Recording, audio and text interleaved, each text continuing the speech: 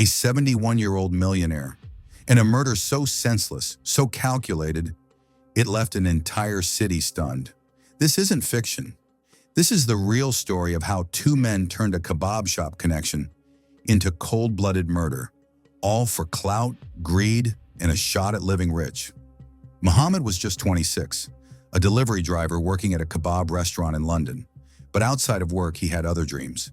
TikTok fame. Most of his videos were goofy. Him dancing, making faces, pretending to be someone important.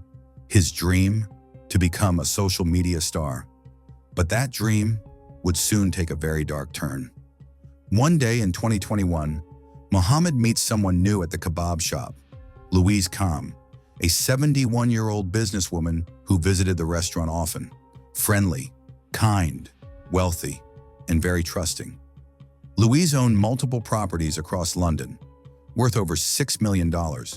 She was planning to sell them and give the money to her children, but instead, she walked straight into a trap.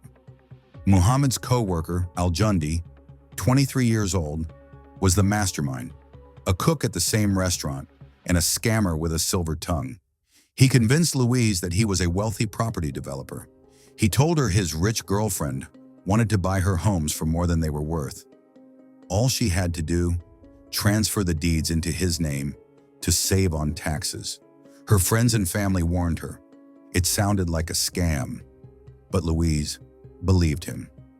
Aljundi got Louise to hand over the keys, and before any deal was signed, Muhammad moved into one of her homes, without her even knowing. He started filming TikToks from inside, pretending the house was his, showing off. But this wasn't the end goal. These men didn't just want to steal from Louise. They wanted to erase her. Aljundi arranged a meeting with Louise at the property. He told her a lawyer would be there, his girlfriend too.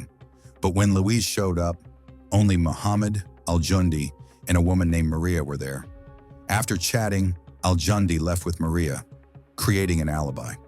Louise was left alone with Muhammad, and that's when he struck. He grabbed a hairdryer cord and strangled her. Louise tried to fight, but Muhammad was stronger. Moments later, she was gone. They wrapped her body in a duvet, shoved it into a wheeled garbage bin, covered it with leaves and lawn clippings. Then they used her phone to text family and friends. "I'm going to China. Be back soon." The messages didn't sound like her. Her loved ones knew something was wrong, but the killers were just getting started. Muhammad sold Louise's car on Facebook Marketplace, then used the money to buy clothes and flaunted them in more TikToks. Some of those videos filmed right outside the murder scene. Meanwhile, police began investigating. They found Muhammad living in Louise's home, and inside, a sweatshirt with her blood on it. The noose was tightening. Maria, the woman from earlier, told police Muhammad had joked about the murder while giving her a ride. That was all they needed. Police searched Aljundi's home. They found the garbage bin, the one used to hide Louise's body. It had been moved from the crime scene. And finally, both men were arrested.